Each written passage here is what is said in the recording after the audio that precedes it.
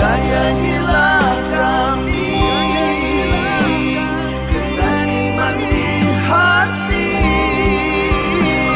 jangan kau robek lagi dengan berdosa kembali.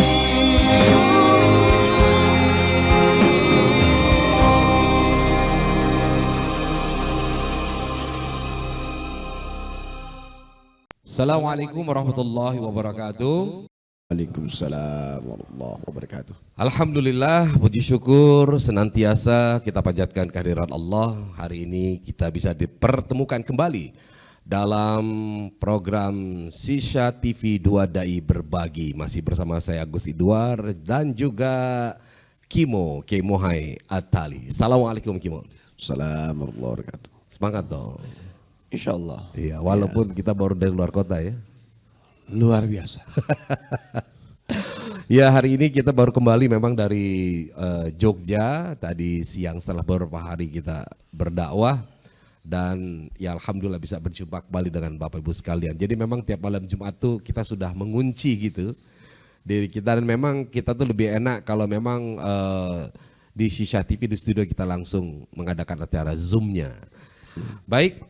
Untuk mengawali acara kita, mari sama-sama Bapak-Bapak dari Majelis Kopi Uduk dan juga dari jamaah Zoom ya, kita membacakan suratul Al-Fatihah untuk memulai acara ini dan sekaligus juga kita memanjatkan doa mengirimkan Al-Fatihah ini buat Bapak Daski yang hari ini syukuran rumah dan sekaligus sunatan anaknya yang bersama Danis. Semoga Allah Subhanahu wa taala memberikan keberkahan kepada beliau dan juga kita semua. Amin. Ala hadinnya wa likulli niyatin shalih ala hadratin Nabi Mustafa sallallahu alaihi wasallam. Al-Fatihah. A'udzu billahi minasyaitonir rajim. Bismillahirrahmanirrahim. Alhamdulillahi rabbil alamin arrahmanir rahim maliki yaumiddin iyyaka na'budu wa iyyaka nasta'in shiratal mustaqim shiratal ladzina an'amta 'alaihim ghairil maghdubi 'alaihim waladdallin amin. Baik, Bapak-bapak dari Majelis Kopi Uduk ya semoga selalu sehat dan bahagia. Silakan yang baru hadir untuk langsung menempati posisi yang telah kami sediakan. Ya, kelihatannya seger-seger semua hari ini ya. Kita yang loyo. Kita yang loyo. Dan juga yang berada di Zoom, ya selamat bergabung dan kita pun akan terus menambah ya peserta yang ikut pada malam hari ini. Hari ini kita akan mengangkat tema ini tentang profesionalisme pengelolaan dana umat. Nah, memang ini terkait dengan isu yang sekarang sedang viral, ya kita tahu sebuah lembaga filantropi yang bernama ACT ini sekarang sedang menjadi sorotan publik gitu. Nah, ada apa gerangan? Nah, inilah yang ingin kita lihat dan kita akan awali dulu dengan cuplikan ya dari Presiden ACT yang sekarang yang telah melakukan konferensi pers beberapa waktu lalu.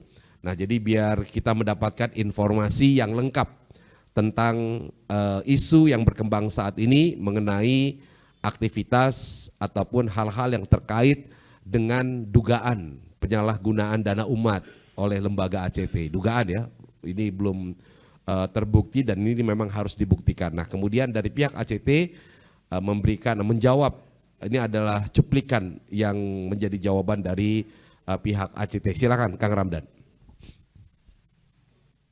Kami perlu sampaikan di forum ini bahwa Aksi Cepat Tanggap adalah lembaga kemanusiaan yang memiliki izin dari Departemen Sosial, Kemensos, bukan lembaga amil zakat yang izinnya dari Basnas atau Kemenak.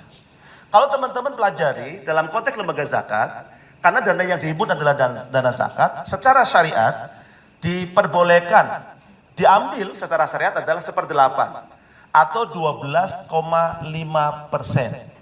Alokasi bagi Presiden ACT untuk pimpinan yang sebelumnya tenang 250 juta, kami juga belum tahu persis sumbernya dari mana. Ya, kami sudah sampaikan data itu tidak seperti yang ada, ya, dan sehingga kami nanti tidak bisa jelaskan kepada publik sebenarnya sumber data yang dipublikasikan sumbernya dari mana. Ketua yayasan seperti saya, kami menyebutnya sebagai Presiden ACT, saya menggunakan kendaraan berupa Innova. Ya. Ya, bukan Innova baru, Innova yang lama. Ya, karena kami belum punya Innova yang baru. Ini pun Innova ini adalah Innova sewaan. Ya, Innova sewaan. Ya.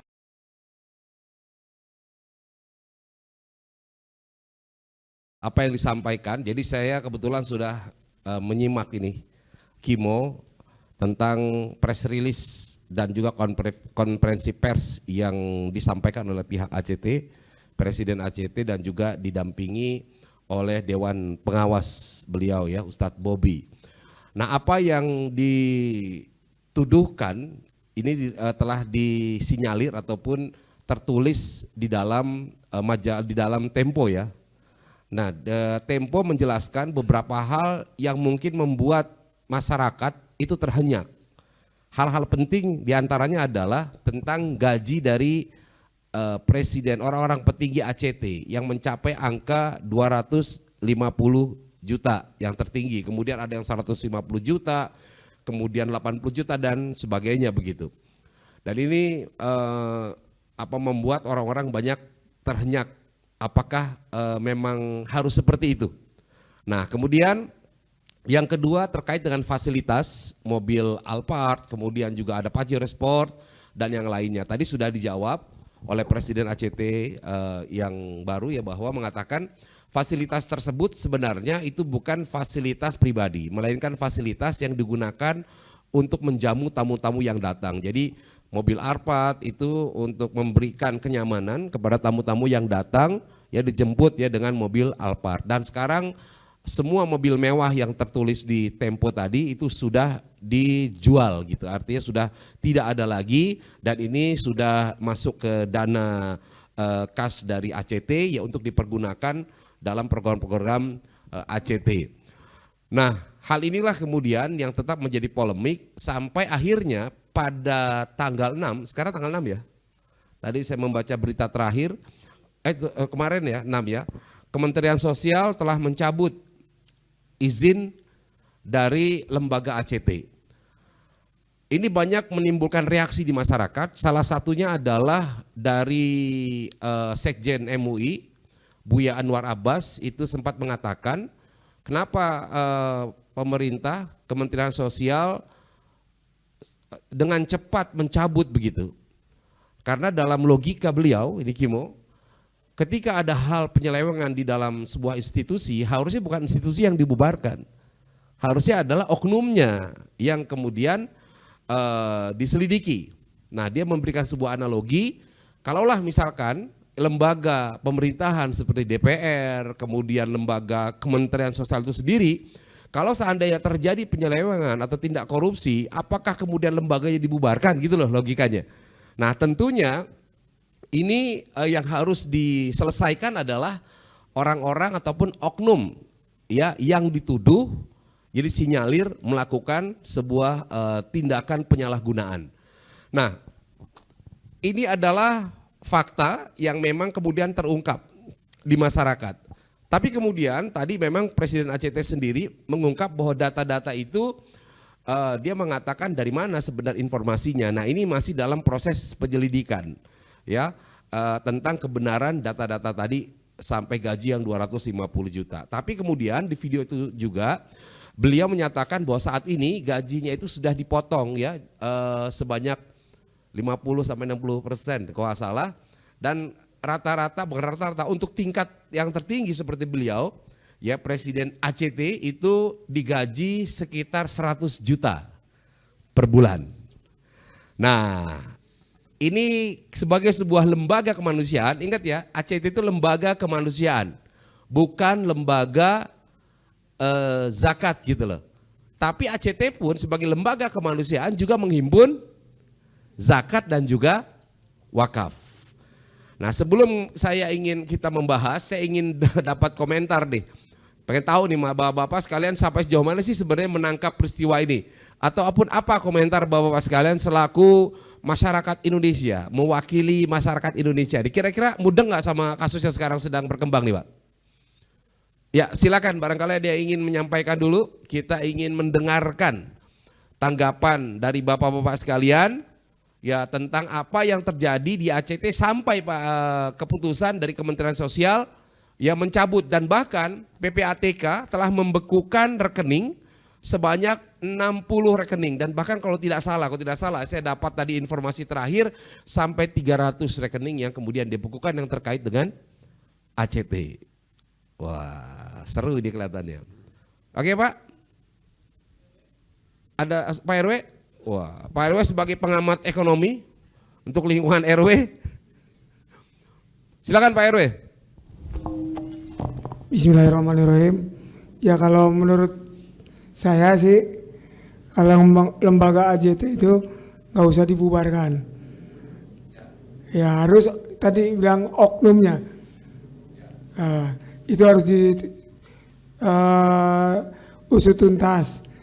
Karena AJT itu kan adalah satu lembaga amil zakat juga, di mana untuk dana kemanusiaan. Kalau itu ditutup, nah, untuk dana kemanusiaan dari mana lagi? Oke. Seperti itu. Nah sekarang Pak RW kira-kira ya seorang presiden direktur lah pemimpin ACT layaknya digaji berapa sih menurut Pak RW? Kalau menurut saya sih ya 50 juta juga nggak apa-apa. Di atas 50 gimana? Di atas 50 ya kebesaran lah. 100? Kalau 100 kebesaran. 50 juta fasilitas mobil. Udah oke ya? Udah oke. Kalau Pak RW ditawarkan mau? Mau Ya, aja. teman, masalah siapa yang menawar Iya. gitu.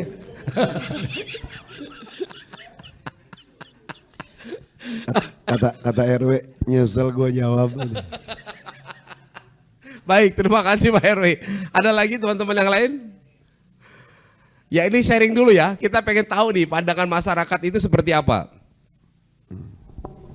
Bismillahirrahmanirrahim. Assalamualaikum warahmatullahi wabarakatuh. Waalaikumsalam warahmatullahi wabarakatuh.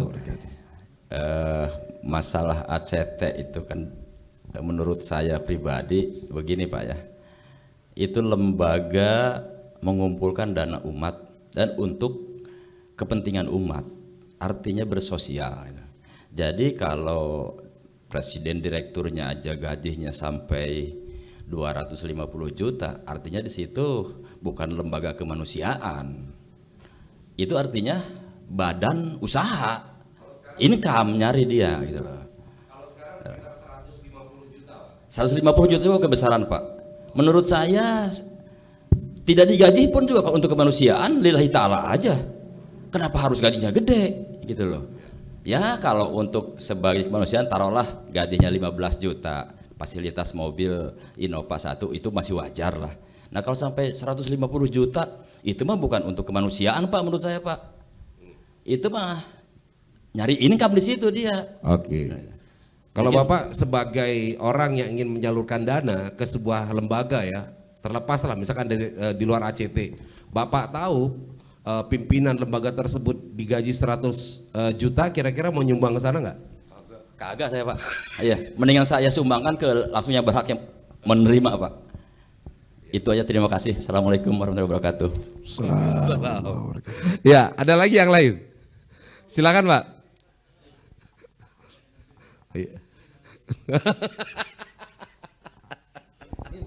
Bismillahirrahmanirrahim. Assalamualaikum warahmatullahi wabarakatuh. Waalaikumsalam warahmatullahi wabarakatuh. Saya kan termasuk nggak ngikutin informasi apa itu ACT Dedek Bengek itu ya nggak ngerti saya. Baru dengar di sini, saya terus terang aja nih Pak. Juga jarang nonton TV Dedek Bengek sih ya. Jadi kalau lembaga tadi apa namanya Pak? Filantropi, ACT. ACT maksudnya ini zakat itu dan sebagainya. Tapi ya saya sependapat sama Pak Oim itu. Lawang saya kerja sampai 30 tahun gaji saya aja gak ada 10 juta. Nah ini mau ngerampok apa kali ya menurut saya. Jadi kalau saya ya Pak RW itu jadi RW berapa bulan, berapa tahun kagak digaji-gaji deh. Jadi apa ini kok foya-foya banget gitu maksudnya? Apa untuk ngelola dana itu apa perlu ilmu yang tinggi banget sehingga gajinya sampai segitu ya apa gimana gitu ya? Jadi kira-kira cocoknya berapa lah Pak kira-kira tuh? Cocoknya ya 10 juta aja udah kebanyakan Pak itu Pak. Jangan lewatin gaji beliau. Iya. Jadi ukurannya gaji beliau sendiri. Lah itu fasilitas sudah komplit, ini udah komplit harusnya nggak usah digaji kalau fasilitas ada ini. Nggak usah digaji Pak, ibadahnya di mana kalau gitu nantinya tuh. Kerjanya nggak untuk ibadah, itu namanya ngerampok Pak. Ngerampok Luar dana umat. biasa. Oke Iya. Pak, gitu Pak tanggapan saya, terima kasih. Assalamualaikum warahmatullahi wabarakatuh. Waalaikumsalam. Ini ada sahabat kita nih, boleh kita. Oke, nggak Kita di sini berbeda pendapat nggak apa-apa ya, karena kita juga berbeda pendapatan juga sih soalnya. Silakan Ustadz Iwan. Ini Ustadz Iwan ini. Silakan Ustadz. Ya, kalau menurut saya begini, ACT ini sebuah lembaga kemanusiaan yang cukup cepat ketika di lapangan. Ketika terjadi gempa di mana-mana, mereka sangat cepat, bahkan kelompok yang pertama yang biasanya ada di lokasi. Jadi banyak juga menghadapi gerakan-gerakan pendangkalan akidah, ya. Dan memang kepercayaan masyarakat kepada ICT begitu besar.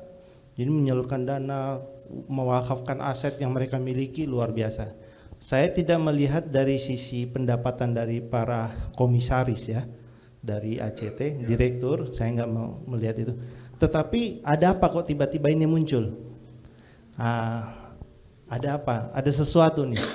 Kita tahu dana haji kita bagaimana, habis dipotong dan lain sebagainya untuk kepentingan ini dan itu. Di mana ada dana umat Islam, di situ dikejar. Maka ini juga begitu muncul, saya sudah lihat, oh ini targetnya adalah bagaimana aset-asetnya bisa diakuisisi oleh oknum juga ya, atau kelompok yang punya kepentingan mengambil keuntungan dari ACT, dibekukan, diakuisisi ya dengan alasan ini dan itu, misalnya ini dana untuk teroris, ini untuk radikal dan lain sebagainya, itu menjudge atau mengklaim sepihak. Jadi itu saya lihat dari sisi itu. Jadi ada yang mau menggunakan dana itu dan mengambil juga secara legal. Istilahnya kalau tadi ECT yang rampok, kalau saya enggak, oknum lain yang mau ngerampok nih, merampok dana umat secara legal. Demikian, Ustaz. Baik, terima kasih Ustadz Iwan. Ya, ini Ustadz Iwan adalah tamu kita, kebetulan lagi silaturahim ke sini. Beliau memberikan pandangan seperti itu ya. Artinya kalau beliau melihat mungkin dari sisi teori konspirasi nih, ada sesuatu di balik sesuatunya begitu. Nah, sementara masyarakat awam itu melihat apa yang tampak gitu kan. Nah, jadi dua hal ini yang memang sangat wajar terjadi polemik di tengah masyarakat. Nah, sekarang kita ingin justru menempatkan pada posisinya kira-kira profesionalisme di dalam sebuah lembaga yang mengelola dana umat itu seperti apa. Kita ingin bacakan dulu ini dari Ibu Nur Diawati ya. Ini komentarnya, bolehlah orang gaji tapi sewajarnya, apalagi kalau fokus urus ACT sangat wajar buat makan juga. Wah, langsung sepakat Ustadz Iwan. dapat pendukung langsung nih.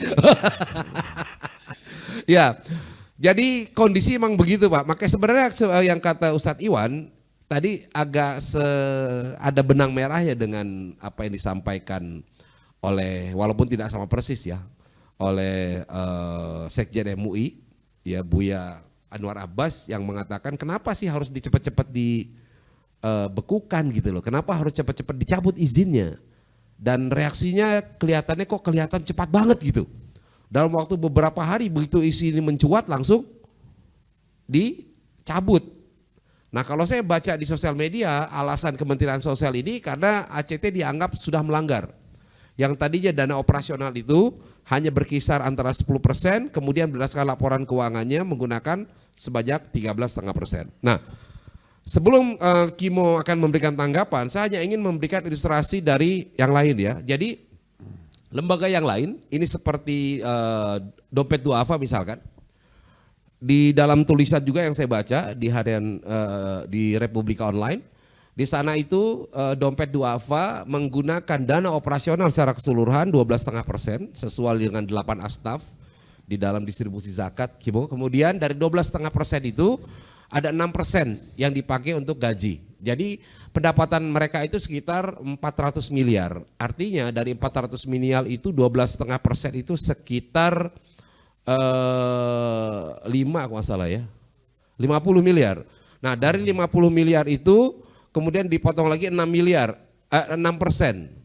Berarti 30 miliar kalau kita hitung satu tahun 12 dibagi 12 sekitar 250 juta. 250 juta itu untuk keseluruhan Kimo, bukan untuk satu orang.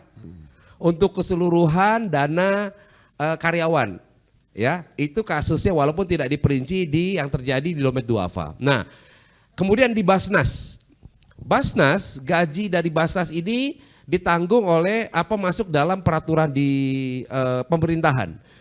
Dan untuk level nasional itu APBN, untuk level daerah, provinsi APBD. Kisaran gajinya itu tadi yang saya baca juga di rilis itu sekitar kalau di total itu ada 6 kali UMR, 5 sampai 6 kali UMR. Jadi sekitar kalau yang pimpinan itu 31 jutaan, 31 juta. Sampai 30 ya 30 lah Pak ya, 31, 35 gitu. Nah, sementara di bawah itu wakilnya itu sekitar 27 juta. Nah itu kelembagaan dari Basnas. Dan dana yang digunakan itu adalah dana APBN dan APBD. Kecuali kalau seandainya dana itu ternyata kurang Gimo. Karena kan tidak semua karyawan di Basnas dan Basnas daerah itu tercatat pengeluaran ataupun gajinya itu di APBD, tidak masuk gitu ya. Artinya disitulah baru mungkin ditambahkan ya dengan dana dari tadi itu asnaf untuk amil, tapi pun jumlahnya jelas ya di bawah yang pimpinan jadi 31 kan, yang wakilnya 27, yang lainnya staf-stafnya ya paling UMR ukurannya. Seperti itu. Nah ini yang sekarang ada di masyarakat, fenomena yang ada. Nah sementara saya agak sedikit ini Kemo ya, di ACT sendiri saya memberikan informasi dulu. Kenapa kemudian mereka bilang bahwa ini adalah wajar? Karena ukuran mereka itu tadi dilihat dari penghasilannya. Karena kalau tidak salah selama 3 tahun atau 1 tahun belakang ini penghasilan ACT itu bisa menghimpun dana sosial sebanyak 3 triliun. Nah artinya kalau 3T diambil 12,5%-nya itu berapa kan besar sekali. Jadi sebenarnya gaji 150 juta itu dianggap kecil. Nah tapi ternyata bagi masyarakat, nah inilah yang dianggap mencederai ya kan perasaan. Kok yang ngurusin dana umat digaji segitu gitu Pak Alim ya. Nah seperti itu. Artinya harusnya tidak usah dilihat dari pemasukan banyak pemasukannya. Jangan kemudian diukur masalahnya adalah prosentasinya, tetapi tingkat kewajarannya yang bisa dipahami oleh masyarakat. Nah inilah data-data yang saya baca, yang saya peroleh dan juga mungkin bapak-bapak sekalian baca sekalian. Seperti itu. Nah sekarang baru kita akan masuk nih, bagaimana pengelolaan dana umat. Ya nanti Kiemo mungkin bisa menjelaskan juga di zaman Rasulullah itu seperti apa sih sebenarnya. Kalau kisah di zaman Umar Abdul Aziz itu 3 tahun aja Pak, udah nggak ada lagi yang miskin tuh. Dengan zakat, pengumpulan zakat itu berhasil Umar bin Abdul Aziz mengumpulkan dana zakat dan bahkan masyarakatnya itu tidak mau lagi menerima zakat. Zakat itu diekspor, katanya begitu. Ya, kenapa? Karena semuanya sudah merasa mampu sehingga semuanya ingin berzakat. Tidak bahkan mungkin juga yang kehidupannya biasa-biasa aja tetap tidak mau tangan di bawah. Ya itu kan mental juga ya, masalah siapa yang berhak untuk menerimanya. Mereka punya mental untuk memberi. Nah akhirnya petugas zakat itu susah. Bayangin Pak tiap ngetok rumah, tok. Bapak selaku ini ya mustahik ya. Kata yang punya rumah, oh bukan, saya tidak mustahik. Loh ini kan udah termasuk enggak Pak, bahkan saya ingin tambahin lagi. Bayangin petugas zakat sampai bingung buat ngasih uang itu kemana. Coba kalau sekarang bukan bingung ya, artinya begitu dibuka langsung bisa cepat habis. Ya, baik itu tadi sederet selayang pandang dan informasi memang cukup panjang yang menjadi bahan yang akan kita diskusikan tentang profesionalisme pengelolaan dana umat. Sekarang gilirannya guru kita Kimo Hai, silakan Kimo. Rabbi shrah li sadri wa yassir li amri wahlul min lisani yafqahu qawli. Bismillahirrahmanirrahim. Assalamualaikum warahmatullahi wabarakatuh. Waalaikumsalam warahmatullahi. Alhamdulillah wassalatu wassalamu ala Rasulillah. May yahdillah fala mudhillalah wa may yudlil fala hadiyalah. Asyhadu an la ilaha illallah wahdahu la syarikalah wa asyhadu anna Muhammadan abduhu wa rasuluhu alladzi la nabiyya ba'da. Amma ba'du. Bersama kita hormati Ustaz Teguh Idwar yang sudah memberikan waktu tak terasa hampir setengah jam, dan ini memang saya bilang sama Ustadz Guswar, ntar pembukaan untuk prolog banyakin aja karena memang suara sedang dikasih variasi sama Allah lewat lelah, capek dalam perjalanan, juga perubahan iklim di setiap tempat dan kota. Dakwah selama beberapa hari di kota Yogyakarta sehingga akhirnya tertembak ya. Dan ini pun untuk mengumpulkan pemahaman, karena tebakan saya di awal pasti bapak-bapak ada yang nyimak, ada yang mungkin mendengar tidak menyimak, ada juga yang baru dengar sekarang dan itu terbukti gitu. Tapi masih bisa menjawab karena berkaitan dengan sebuah logika secara umumnya dan itu sangat diwajarkan. Dan tema kita hari ini adalah profesionalisme pengelolaan dana umat.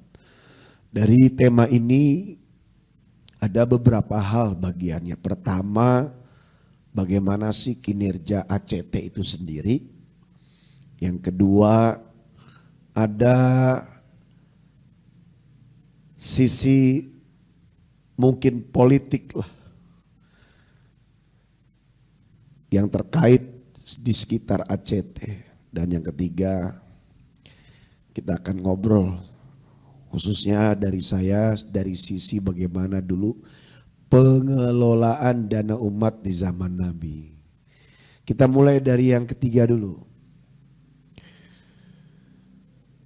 Dulu di zaman Rasulullah, pengelolaan kekayaan dana ya, itu mulai di tahun kedua Hijriah, berada di kota Mekah. Ini kalau udah ngomong dana ini resep ya, dan biasanya yang punya dana itu ibu-ibu, ya nggak Pak?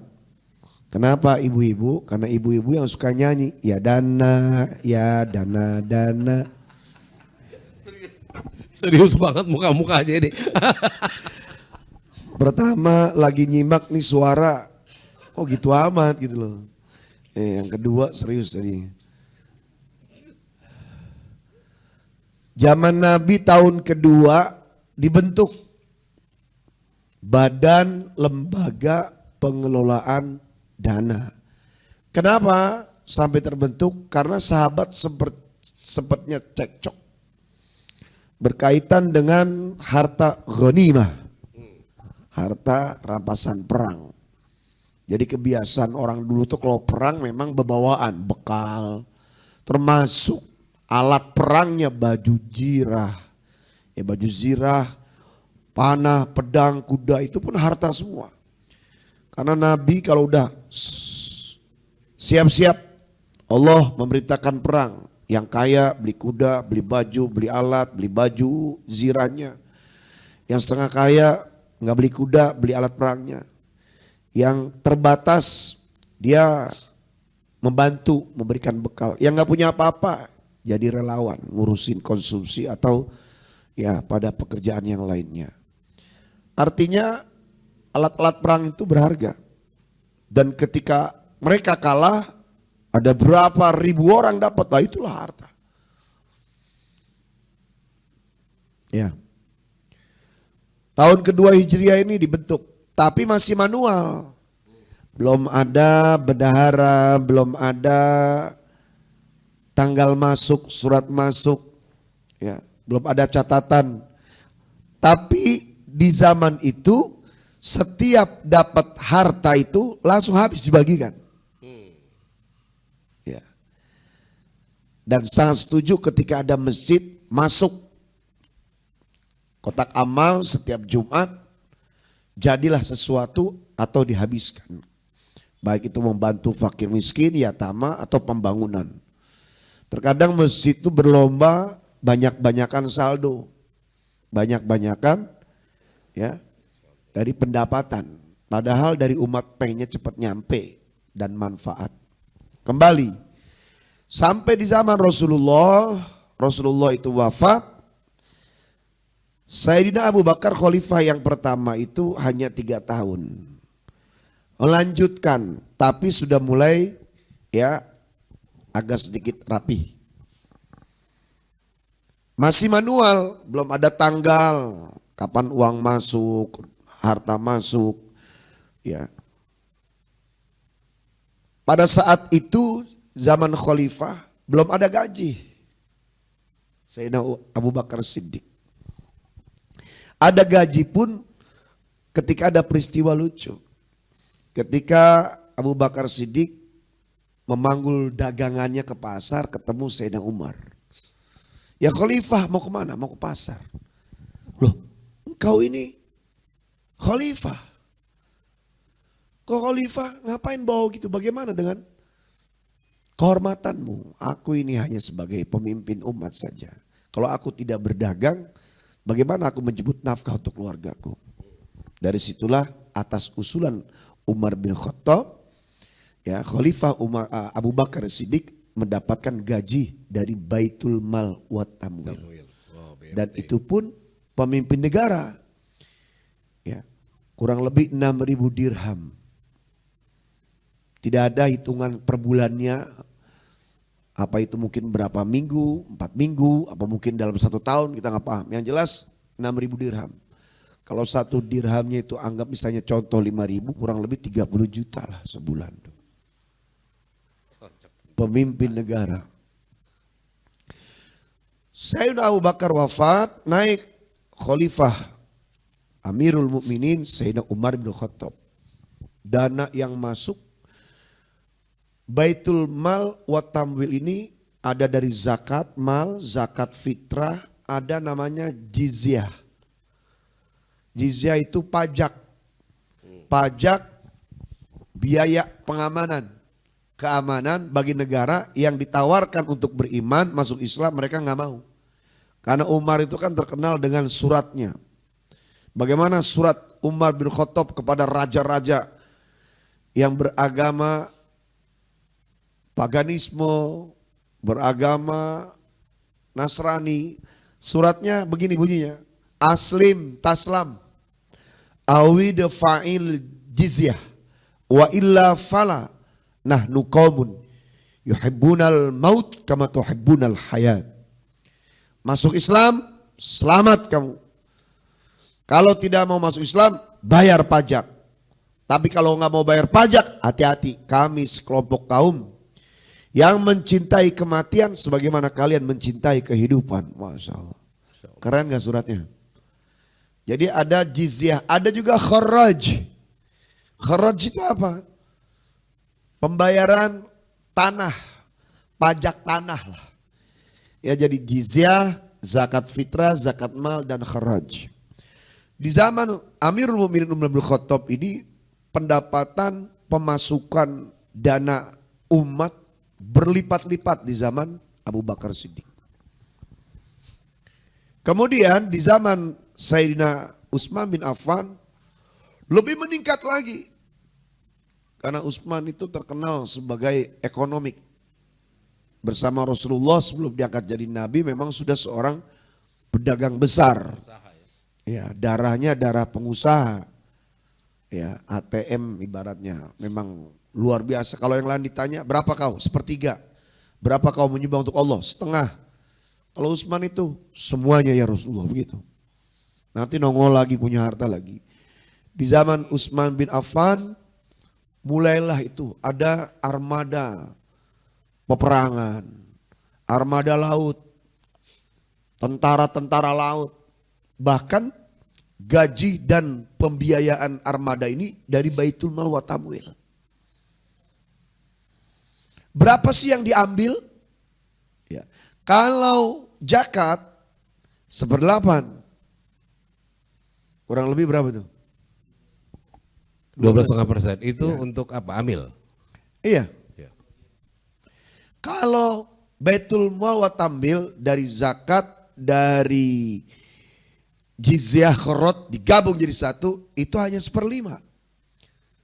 1/5 untuk Allah, untuk Rasulullah, sahabat, ya, kerabat dan keluarganya, anak yatim, fakir miskin, dan ibnu sabil. Kalikan aja. Kemudian di zaman Ali bin Abu Thalib, Baitul Mal wa Tamwil di Madinah dipindahlah ke Kufah. Ya, meskipun dalam keadaan bentrok dengan Muawiyah, karena Muawiyah itu sepupuan dengan Utsman bin Affan. Utsman yang menjadi khalifah, Muawiyah yang memimpin tentara armada laut ini. Zaman Ali dipindah ke Kufah. Jadi memang ada beberapa gesekan, dan itulah terjadi dalam sejarah. Insya Allah disampaikan pada ya kisah-kisah yang lain. Nah dari sini bapak-bapak sekalian juga peserta Zoom ya. Itu diambil 1/5 kah, 1/8 kah? Karena memang berkaitan dengan keabsahan sebuah negara. Dilindungi oleh hukum negara, negaranya Islam, dilindungi oleh hukum Islam. Sekarang, mau itu ACT atau yang segala macam, andaikan negara-negara Islam, tidak akan jadi masalah itu dong. Andaikan ini negara berlandaskan dan hukum Islam, tidak akan naik seperti ini. Omongan saya ini jawaban Ustaz Iwan. Artinya semakin memperkuat. Ya, ada apa di balik itu? Ya. Yang kedua, mengapa sampai timbul gesekan? Seyogianya ketika ingin sama dengan hitungan 1/5, 1/8, seperti yang terjadi di zaman Rasulullah, pasti akan terjadi gesekan dengan negara yang tidak hukumnya Islam. Yang kedua, kemewahan yang terjadi saat ini menurut mereka orang-orang yang gak paham dan hukum Islam itu pasti akan diartikan hal lain, karena mereka tahu banyak oknum-oknum dari Islam yang menyimpangkan dan menyelewengkan dana sehingga klaim itu akan dipukul rata gitu loh. Kalau memang mau mengambil cara Islam 1/8, 1/5, mainlah cantik. Gimana caranya? Jangan sampai terblow up dan jangan sampai berlebihan. Ditambah lagi, ini bukan urusan kepemilikan negara. Meskipun dalam manajemennya sudah sangat bagus. Sesuai dengan namanya, aksi cepat tanggap. Sebelum ada yang lain, nongol duluan. Secara prinsip sudah membantu negara ini. Pernyataan selanjutnya dan pertanyaan selanjutnya adalah, bangsa ini tidak selayaknya yang terjadi dalam bangsa yang berasaskan hukum-hukum Islam. Ketika tidak ada yang terblow up saja akan jadi masalah, apalagi ya ada sesuatu, kita nggak tahu di situ ada yang udah pernah masuk kemudian keluar lagi dan tidak nyaman kemudian dia buka, atau memang orang memfitnah, ada segala macam. Yang jelas kalau mau menjiplak dengan bagaimana perhitungan Allah untuk nabinya, untuk Allah, untuk Rasulullah, untuk kerabat, sahabat, untuk anak yatim dan ibu sabil. Kemudian kalau zakat mutlaknya ya dari mulai fakir miskin, kemudian amil, kemudian gharim dan sebagainya, tentunya tidak dalam bentuk fasilitas yang fasilitas itu sendiri pun sama dengan orang-orang yang sedang hura-hura gitu loh. Sekarang yang keren mobil misalnya Alphard, iklan Alphard kita jadi. Iya. Bisa nggak kalau misalnya fasilitas itu tidak harus yang sama dengan orang gitu loh. Yang sekarang semewahnya mobil untuk transportasi adalah Alphard, bisa nggak dengan cara yang lain? Kalaupun ternyata memang harus, tidak harus diambil itu transportasi mewah, Karena tadi satu saja, jangankan sampai urusan banyak tuh, itu bisa dikilik untuk menjadikan tumbuhnya fitnah dan hasud. Apalagi banyak hal, apalagi ada musuhnya. Apalagi sekarang saat ini yang Islam ini sedang seperti hadis Nabi. Makanan yang ada di tengah meja yang siap disantap oleh siapapun. Penyampaian ini saya posisinya ketika ACT sudah sesuai menyalurkan apa yang menjadi amanahnya. Kemudian mengikuti ajaran Rasulullah. Bagaimana pengambilan hukumnya yang tadi sebutkan 3 triliunnya, kemudian 13,7% adalah angka sekian segala macam, bahkan mungkin presdir lebih dari itu pun yang jelas nggak keluar daripada 1/8-nya yang masuk, nggak jadi masalah. Yang jadi masalah adalah ECT terbentuk di negara yang kita sudah paham kondisinya. Kira paham ini? Iya, ini masing-masing nebak nih, Ustaz Mai kemana nih arahnya nih? Sampai sebelah juga begitu. Ini teman gua sebelah gua nih, gitu kan. Tapi arahnya kemana? Kalau saya tetap, kita harus profesional. Selama tidak menabrak hukum Allah, aman di langit. Tapi jangan merasa aman ketika di sebuah negara yang tidak berdasarkan hukum Islam. Berasaskan Pancasila, Bhinneka Tunggal Ika, dan kita harus taat di dalam itu. Atiullah wa atiur Rasul wa ulil amri minkum, yang kemarin sudah saya jelaskan. Dalam hal ini kita harus mentaati itu. Maka saya setuju ketika Ustaz Agus sudah bilang, kalau ketika ada masalah, jangan lembaganya dong, jangan yayasannya dong, jangan ini dong, tarik dulu semuanya hukumnya. Kenapa ada tindakan cepat seperti itu?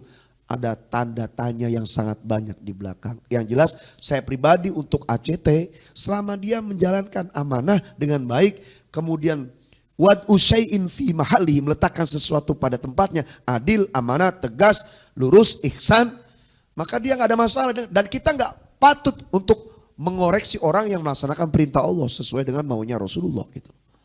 Kalaupun sekarang menanggapi berita ini, ya jangankan ACT kaitan uang, sampai urusan seorang lurah yang kemudian salahnya belum tentu saja bisa viral, dan orang yang tidak suka buruk saja. Ainuridu an kulli aibin kalilah. Mata keriduan membuat sesuatu jadi bagus, mata kebencian, kebagusan, kebaikan apapun tetap akan buruk di matanya. Maka kita potensinya, karena kita tidak tahu dan tidak ada berada di dalam, ya kita bicaranya. Kalau ACT amanah, yang dilakukan selama ini kita nggak pernah menyaksikan dan menyimak langsung, tetapi sesuai dengan maunya Allah dan Nabinya, maka kita sedang mengoreksi hal yang sudah sesuai dengan maunya Allah dan Rasul. Untuk apa lagi kita membenci? Tetapi kita boleh dong mengoreksi ketika cara tadi saya sebutkan, niat, cara, tujuan. Niatnya udah oke, tujuannya oke. Ketika caranya, meskipun sudah ditunaikan, kemudian atau mungkin lebih kecil dari itu gajinya. Kalau kemewahannya menurut rakyat biasa, karena mewah itu kan standarnya itu relatif gitu loh. Kata orang kaya, oke lah Alphard. Tapi kata orang yang di pelosok itu, Innova sudah mewah.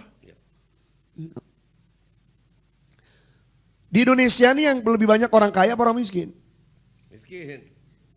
Orang miskin, wajar kalau menilai itu mewah. Kalau ngelihat angkanya tadi 1/8, 1/5. Maka kita tidak hanya cukup, ini kan sudah sesuai hitungannya Allah dan Nabi-Nya. Nggak cukup. Islam mengajarkan kita untuk peka.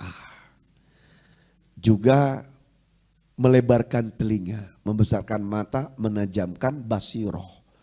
Bahwa hal seperti ini di lingkungan bangsa yang dengan hukum seperti ini kira-kira ya akan menimbulkan masalah apa tidak. Kalau akan menimbulkan masalah, tetap yang dipegang adalah hukum Allah dan Nabinya, maka cantiklah dalam bermanajemennya.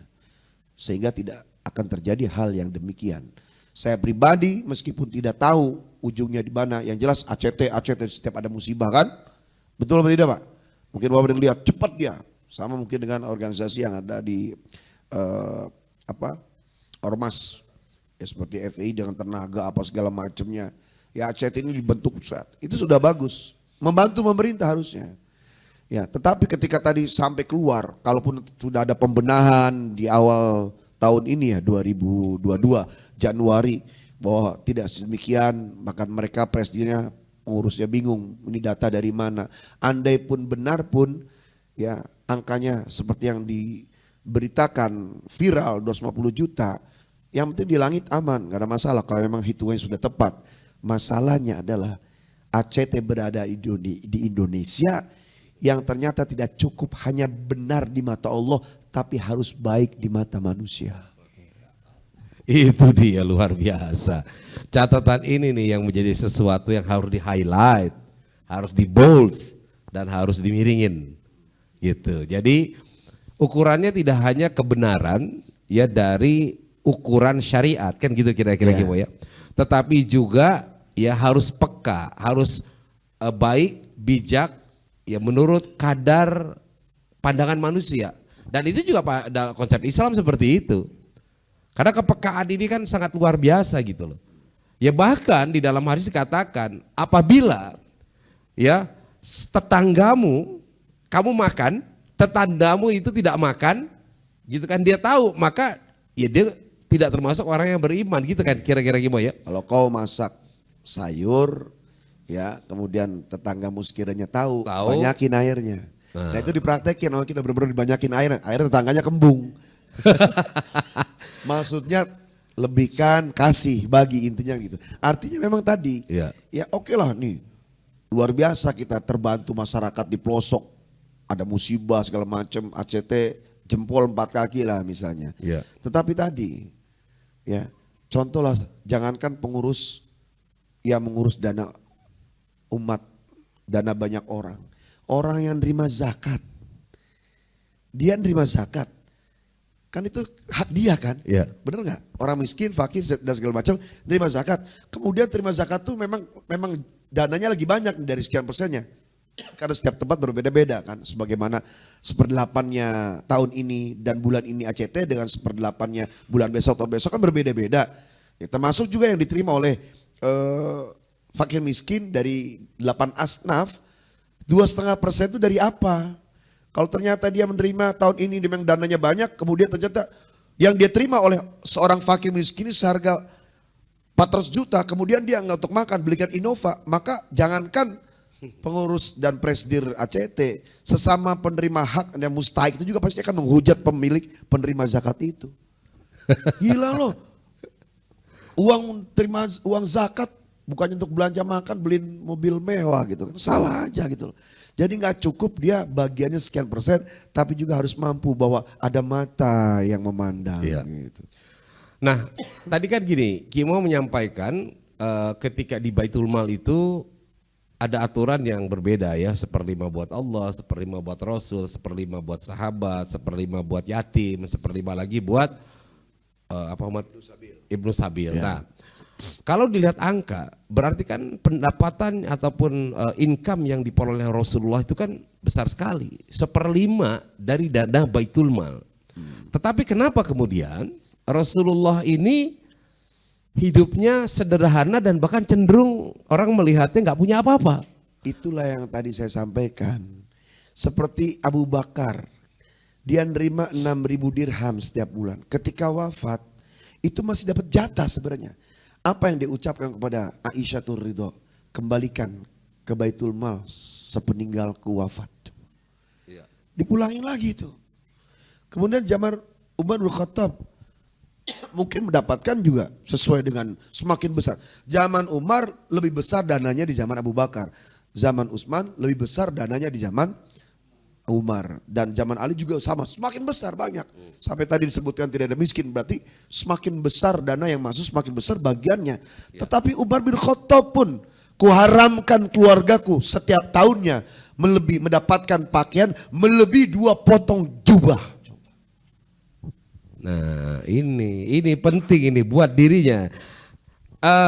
Kan Rasulullah tidak hanya di ujung akhir hayatnya beliau tidak memiliki apa-apa. Selama hidupnya pun ya beliau tidak memiliki apa-apa kecuali pada saat beliau itu berdagang waktu dahulu dan bahkan memberikan waktu menikah itu Iya. mahar Lupa ya, Iya. udah lama ya. memberikan mahar itu 20 ekor unta. Nah sebenarnya kan Rasulullah itu bukan orang yang nggak mampu. Rasulullah kaya. Ya. Rasulullah kaya. Bagaimana dia akan menyebarkan Islam? Ya. Islam ini dibangun dengan ekonomi baik. Dari mulai Rasulullahnya. Itulah yang disebut zuhud, waro, kona'ah, tawadu, muktasid, sederhana. Jadi orang sederhana itu bukan berarti orang miskin. Ya. Orang sederhana itu orang yang punya tapi dia apa adanya. Kalau kita pakai kaos oblong, sandal jepit, emang punyanya itu. Bukan sederhana. Nggak punya apa-apa, ngomong sederhana, emang nggak punya apa-apa. Orang sederhana itu dia punya, tapi apa adanya gitu. Iya. Dan itu zaman Rasulullah. Makan susah, sampai giliran mau makan apa susah. Sebenarnya kalau mau, ada jatahnya. Cuma Iya. tidak mau. Kenapa? Ambillah yang seperlumu di hari ini. Maka turun ayat tadi kan, kul washrob walbas watasodak ulatusrib innallaha la yuhibbul musrifin. Makanlah kau, minumlah engkau, bersedekahlah engkau, berpakaianlah engkau. Jangan berlebih-lebihan karena Allah tidak mencintai mereka yang berlebihan. Sekarang gini, kalau alasannya misalnya untuk ACT nerima tamu yang akan mendonasikan harta segala macam. Kira-kira ini saya masukkan juga nggak apa-apa dong. Iya. Punya hak nggak? Ya punya. Ya, kan ini kan Zoom saya. Tergantung kalau lagi Zoom sepatu ya kita. punya hak, kalau lagi nyeker nggak punya hak. Jadi artinya tetap aja kecuali ini perusahaan tambang emas, perusahaan minyak dan dia pemiliknya atau pengurusnya atau owner dan mulai komisaris segala macam berbeda yang dihasilkan sendiri. Dia hanya sebagai pengemban amanah yang adanya di zaman sekarang yang setiap mata memandang, yang teknologi canggihnya, gadget, laptop semua, sosial media, layar kaca itu memandang gitu loh. Bahkan ada tim audit seperti PPATK, OJK semua Ya. memandang gitu. Dan sudah- Maka seyogyanya kalau memang tidak salah di hadapan Allah, berupaya jangan sampai dianggap tidak baik di hadapan manusia gitu. Nah, tadi masih belum terjawab. Jadi 1/5 dana yang harusnya milik Rasulullah, Rasulullah apain itu? Tidak diambil. Dibiarin aja di sana. Iya. Buat apaan? Kan Rasulullah seperlunya makan seadanya. Siti Fatimah itu susah. Suatu saat pernah datang kepada Rasulullah. Ayah, kau kan presiden, pemimpin bangsa ini, pemimpin agama ini. Kau memiliki hak. Bolehlah kau ambilkan sedikit dari Baitul Mal wa Tamil untuk kami, keluargamu. Rasulullah marah. Jangan sampai umat melihat karena sebab kau adalah anak seorang nabi. Kemudian kau menggunakan fasilitas itu sehingga kau menjadi buruk di hadapan manusia. Tuh. Masya Allah. Anaknya itu. Dan Iya. beberapa hadis lagi kan banyak. Lau saraqat Fatimatu bintu Muhammadin laqatatu yada. Kalau anakku Fatimah binti Muhammad Iya. mencuri, niscaya aku sendiri akan potong tangannya. Itu kan betapa untuk kemanusiaan sangat dijaga. Tidak cukup. Saya pernah menyampaikan dalam Zoom beberapa puluh tahun yang lalu. Itu di mana ya? Padahal kan baru ada Zoom sekarang ya. Iya. Bahwa hidup tuh nggak hanya cukup cerdas. Ini sekarang berkaitan dengan ACT atau lembaga manapun. Hidup tidak hanya cukup cerdas. Justru kalau cerdas, kemudian tidak dikawal dengan kebaikan-kebaikan hidayah dan amalan yang soleh, akan membahayakan orang lain dan dirinya sendiri kecerdasan itu. Ya. Tidak cukup cerdas, harus baik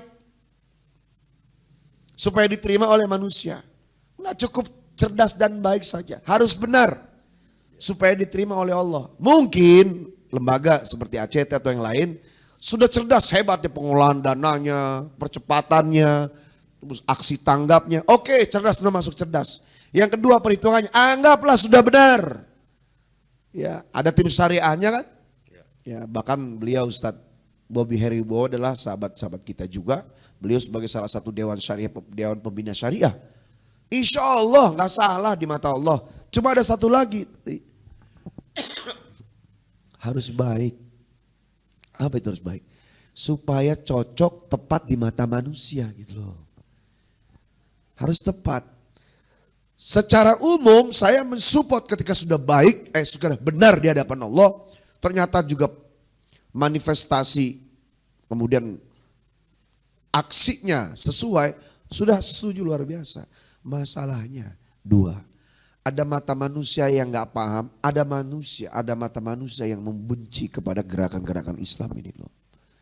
Saya akhirnya yang baik dan benar, yang baik dan cerdas, yang dianggap menurut mereka itu tidak baik, yang benar dan cerdas, yang dianggap menurut mereka itu tidak baik, itulah akan dijadikan senjata untuk menghancurkan itu tadi. Masya Allah. Nah ini, jadi ada masuk hal-hal yang tadi ini, yang Kimo sampaikan di akhir ini adalah teori konspirasi, di mana sebenarnya ya kan ada pihak-pihak di luar Islam yang barangkali ingin mencari celah terhadap kelemahan yang tampak atau ditampakkan oleh umat Islam sendiri. Salah satu yang sekarang tampak ini kebetulan dari sebuah lembaga ya, pengelola dana umat nih, pengurusnya. Padahal kalau mau dibandingkan, tadi juga saya melihat tuh di di laporan di grup salah satunya di grup alumni UI ya.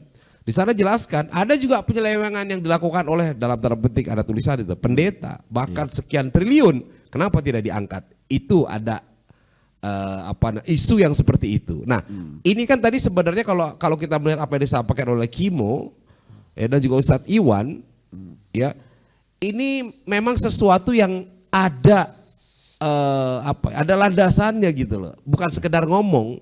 Nah, tapi di sisi lain ya, supaya tidak menjadi ya sebagai istilahnya itu arah ya dari tembakan seseorang yang tidak suka itu, maka seharusnya dia itu berlaku seperti apa yang Kimo sampaikan. Yang pertama, benar di hadapan Allah, kemudian baik di mata manusia dan tepat sehingga bisa menyesuaikan dan diterima. Nah, hal inilah mungkin yang perlu dipahami oleh semua pihak. Nah, seperti tadi kembali lagi kepada niat, ya cara, tujuan. Nah, sebenarnya niat untuk mengelola dana umat itu ngapain sih? Ya nggak Pak? Apa memang pengen cari kaya? Kalau niatnya pengen kemudian dapat rumah mewah, kemudian dari itu juga dapat mobil mewah, apakah ini sesuai ya dengan konsep pengelolaan dana umat? Sementara umat sebagian besar berada pada garis kemiskinan. Lah ini kan jadi orang bertanya, kok lu enak banget gitu ya? Sensitivitas umat muncul. Iya. Lu ngurusin umat, dana dari umat, tapi ternyata yang ngurusin ini ya hidupnya kaya. Nah, ukuran kaya itu apa? Rumahnya lebih dari satu, mobilnya mewah. Nah, ini yang kemudian akhirnya mengusik ya perhatian dari umat, ya menyentuh kepada perasaan, seolah-olah ini menyakiti perasaan umat. Nah, seperti inilah mungkin ya hal-hal yang tampak di permukaan gitu. Dan sekarang ini kita bicara ini bukan berada di belakang siapapun, kita nggak ada kepentingan apapun. Yang jelas mana yang berjuang untuk keluarga, agama, bangsa, itulah memang yang disuruh oleh Allah. Masalahnya adalah tempat dan fase zaman ini kita yang sudah berbeda dengan dulu. Meskipun hukum Islam itu selalu akan relevans dengan semua zaman. Contoh ya, ada seorang PNS atau ASN, gajinya berapa misalnya? Anggaplah 10 juta. Kemudian dia punya mobil yang mewah segala macam. Orang yang gak ada kepentingan tiba-tiba ikut ngomong. Padahal sebelum jadi pegawai negeri, dia memang sudah kaya. Entah itu masuk pegawai negeri dan bayar, itu bukan urusan kita. Sebelum jadi ASN, dia memang punya usaha, punya kaya. Cuma orang taunya dia adalah pegawai negeri, mobilnya Alphard, mobil bertingkat. Orang mikirnya nih, ini orang korupsi gitu. Yeah. Berapa banyak orang baik ngelihat sesuatu yang baik dan melihat, menerima di depan mata kebaikan orang lain, ya harusnya dia terima dengan baik, malah akhirnya jadi tidak baik gitu loh. Berapa banyak orang baik gara-gara kebaikan orang lain malah bukannya baik, malah jadi tidak baik. Paham gak kira Pak? Ada orang minjemin, bagi duit. Orang tadinya biasa aja. Gara-gara sering misalnya dipinjemin, ini contoh yang mudah aja ya. Akhirnya dia pikir, wah enak nih gua ini enak nih gitu. Jadi akhirnya orang tidak baik. Nah sekarang berapa juta orang di depan mata ini. Ketika ada melakukan sesuatu, ini karena bagus nih. Ngebantu orang di acara tsunami, acara segala macam cepat. Nah, tinggal di dalamnya gimana supaya ini. Karena apa? Tidak ada musuh yang sedang mencari kesalahan pun. Ya, apa saja bisa terjadi kekeliruan di kesalahan itu. Apalagi memang sedang menggiring ke arah sana. Jadi saya tetap suportif. Ketika ACT benar, saya akan katakan benar. Ketika memang pengakuan ini benar, sesuai dengan maunya Allah, cara kerjanya benar, sudah cerdas, sudah benar, kita akan support. Kalaupun sekarang naik, karena siapa sih musuh Islam yang suka dengan Islam, itu aja. Itu kan? Iya kan Satiwan? Iya. Selama, bahkan semakin hebat Islam ini, semakin hebat lagi mereka akan membenci Islam. Gitu. Iya, bahkan orang munafik dari orang Islam lebih membenci kepada agama ini. Kalau di Al-Baqarah Allah membahas orang beriman hanya 4 ayat, membahas orang di luar Islam hanya 2 ayat saja. Tapi bahas orang munafik kan orang Islam. Allah bahas sampai 13 ayat karena saking berbahayanya orang-orang munafik ini. Masya Allah. Dan sekarang yang terjadi dengan ini, yang paling banyak mengusut siapa? Orang Islam. Pertama atas nama toleransi, banyak umat lain yang minoritas. Yang kedua, karena memang tidak suka syariat Islam ini tegak. Kenapa Islam tidak suka? Karena bisa jadi dia masih mau maksiat kan gitu. Ya.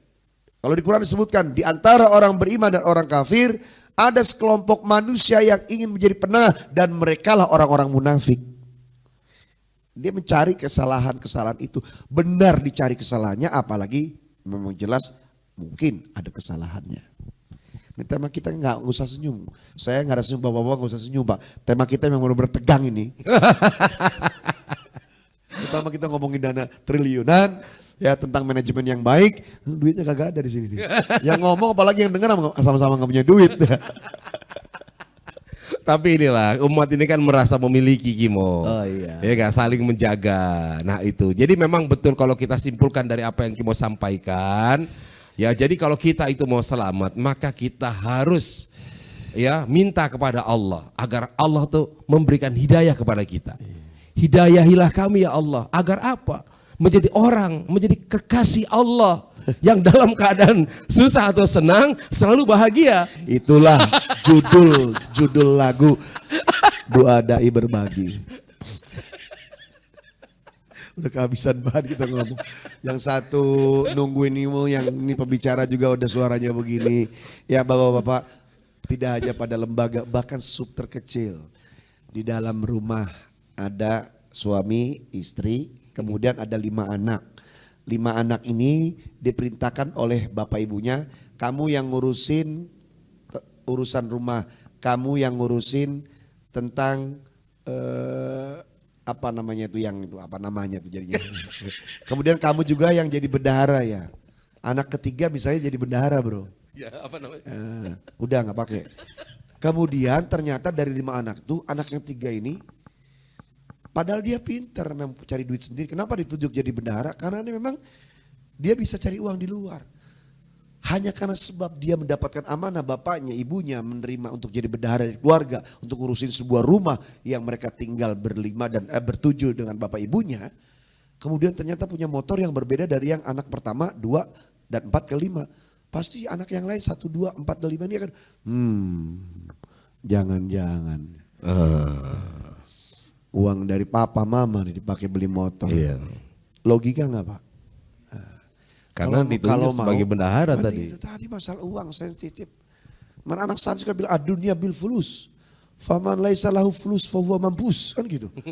Uang ini orang jadi penjahat, dia bisa jadi makin bajingan, ya. Orang soleh bisa salah. Jadi kalau mau memang mengemban, nih mengelola dana umat, dana dari umat kami pengurusnya. Sudah sewajarnya, kalau ada diterima sesuai dengan caranya Allah, haknya sekian, maka jangan tampak ke depan orang. Karena apa? Contoh, orang bangun masjid, semakin masjidnya mewah, meskipun yang paling hebat nyari duitnya itu ketua takmir masjid sama bendaharanya, nggak akan wangi dia Pak. Nggak akan terkenal itu ketua DKM-nya sama bendahara. Yang wangi siapa Pak? Satu kampung tuh wangi Pak. Karena itu masjid ya memang jadi amanah satu kampung. Tapi contoh lagi, bangun pesantren yatim.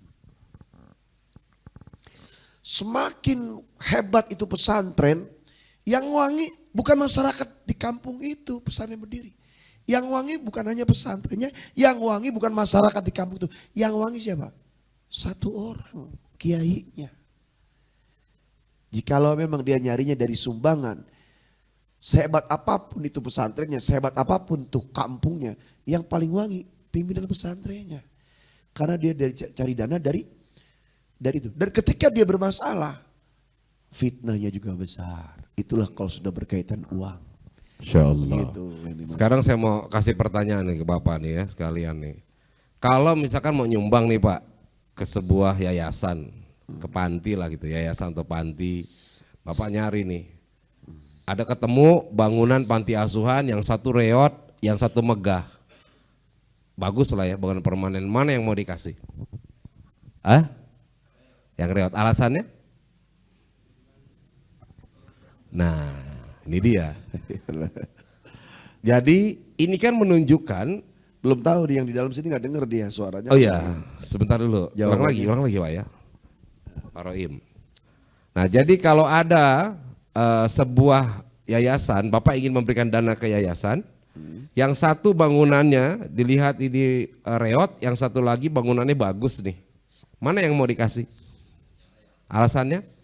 Alasannya karena kalau yang ngasih yang bagus udah bagus nggak perlu dikasih. Oke. Kalau yang reot ya harus kita bantu. Gitu. Ya, itu dia. Nah, saya kebetulan S1 saya lulusan dari kesejahteraan sosial Pak ya.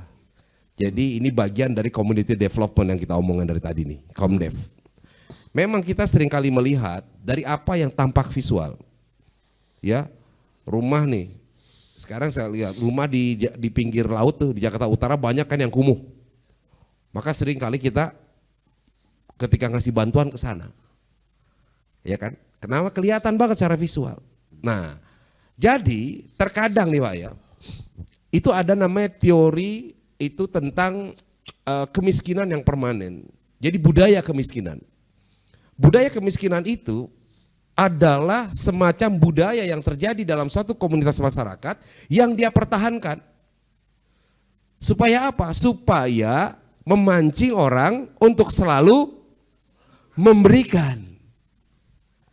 Jadi justru kemiskinan itu dijaga. Kalau ini yayasan jadi kelihatan bagus, gak akan ada lagi yang mau memberikan. Logikanya begitu kan Pak? Padahal belum tentu yayasan yang bangunannya bagus juga punya duit, betul nggak?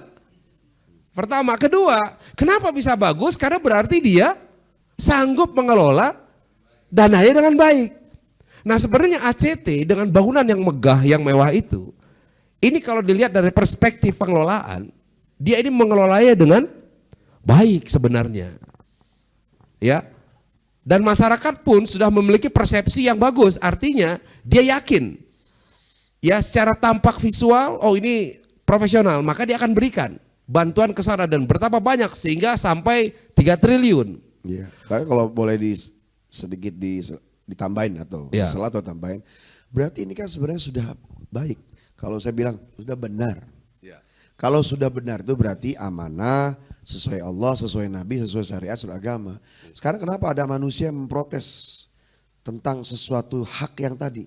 Berarti kan ada sesuatu yang belum baik. Nah itu maksudnya, ini kan belum selesai Kim. Iya, oke terus. Nah artinya kemudian kita lihat, kadangkala kata anak sekarang itu, lo kelebihan sih.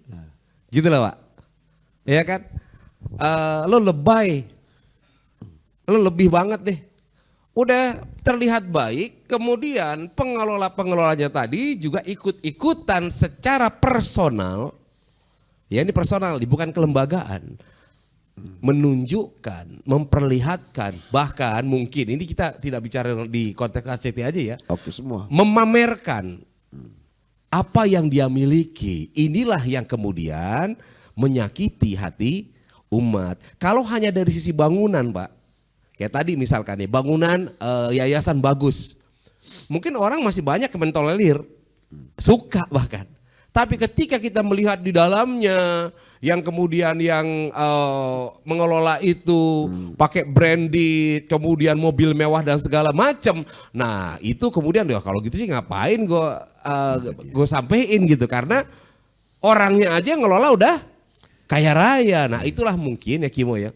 Ya perumpamaan yang bisa kita berikan gitu. Jadi secara umum, ya, secara umum kita nggak bicara tentang lembaga, ormas, yayasan, anggaplah kembali kepada personal masing-masing. Ya.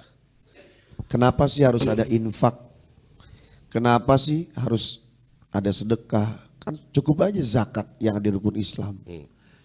Ya, kita tahu fungsinya Pak, zakat itu ngeluarin kotoran di harta kita. Sedekah tolak bala, juga untuk menampakkan keimanan. Kenapa harus ada infak? Kenapa namanya beda-beda gitu loh. Jadi infak ini secara spesifiknya adalah untuk menjaga mata dan telinga orang yang berada di sekitar kita. Ya. Ketika kita pakai baju bagus, mobil bagus, rumah bagus, ternyata di samping, di depan mata ada orang yang nggak bisa, nggak ketemu makan, nggak ketemu nasi, pakaian apa adanya. Kemudian kita berbagi, uangnya sama, kertasannya merah, biru gitu loh. Kenapa namanya jadi infak? Tergantung orang terima. Kalau sedekah itu kan istilah bebas aja udah. Kalau infak tuh, nih tetangga di kompleknya ada yang, itu infak namanya. Ya sesuai dengan namanya, nafako.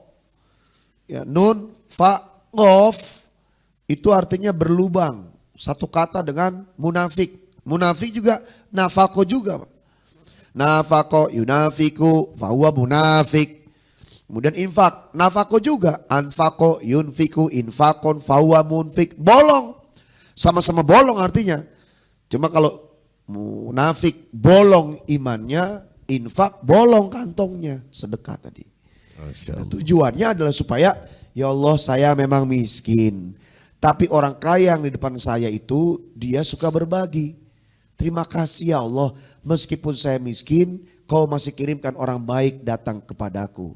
Sehingga akhirnya orang tersebut tidak protes kepada Allah. Maka pantas orang yang berinfak tuh dikayakan oleh Allah karena sudah membela Allah di hadapan makhluk manusia yang lain. Tapi kalau misalnya gak berinfak, kemudian orang miskin tuh marah. Kenapa aku begini padahal aku ibadah? Yang kulihat di depan sana gak pernah kelihatan ibadah. Kau tidak adil ya Allah. Nah, Allah marah sama orang kaya yang tidak berinfak tadi.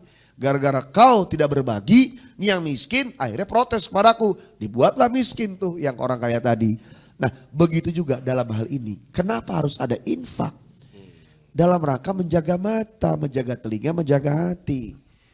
Gitu. Kalau memang ada hak sekian persen, seberapa persen dari harta diterima dari pengelolaan dana, baik itu yang lingkup kecil sampai yang besar, maka meskipun dia kerjaannya berbagi-bagi menyalurkan amanah, ya, dia juga harus menjaga rasa mata tadi gitu loh. Jangan ada tulisan tadi meskipun tadi laporannya buat transportasi apa segala macam, lebih baik uang saja, yang lainnya jangan milik pribadi. Ya. Gitu. Uang sekian, kemudian yang dibayarkan dengan cara apalah, jangan sampai terus meskipun laporannya harus ada, kendaraannya jangan. Kenapa tadi? Ya. Pertama bukan lembaga nasional meskipun lingkupnya sudah internasional ya. Ya. Yang kedua bukan milik pemerintah. Yang ketiga kerjaannya adalah cuma sebagai pengemban amanah. Jadi banyak hal sebenarnya buat Aceh itu yang sangat berat. Sudah hebat dia bekerja, sudah cerdas dia bekerja, sudah benar anggaplah sesuai perhitungan Allah dan Nabi-Nya. Tapi tidak cukup dengan itu. Kenapa? Karena kita hidup bukan di negara yang murni beragama Islam. Yang justru Islamnya sendiri pun banyak yang ingin menghancurkan. Jadi masukan ini kepada seluruh halayak masyarakat Indonesia. Kalau sudah ACT benar, yang merasa muslim melihat dia benar, maka belalah ACT dengan baik. ACT untuk juga mulai memperbaiki. Tetapi buat mereka yang membenci, ingat bahwa mereka akan selamanya ada di sekeliling kita. Baik, itu tadi kata-kata hikmah sebagai penutup materi kita pada hari ini. Saya kira waktu ini sudah larut ya, sudah jam 9:30 nggak terasa. Walaupun Kimo suaranya agak serak-serak seperti almarhum Ustadz Arifin, tapi tetap memberikan semangat. Coba kalau subhanallah pasti sama deh. Subhanallah. Tuh, kan? Ya, sama-sama, bukan lagi jangan ngeledek tasbih dong, sama-sama Iya. aja.